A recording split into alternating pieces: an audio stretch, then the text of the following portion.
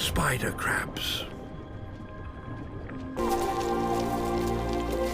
Hundreds of thousands of them. They clamber over one another. They're not seeking mates, neither are they laying eggs. They have come here in order to grow.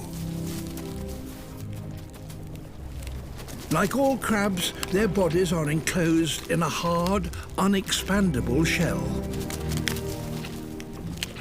So, to grow, they have to break out of it. And that allows the soft one that has developed beneath to expand. It's huge, about 4 meters long. It wants a soft, freshly molted crab that will be easier to eat.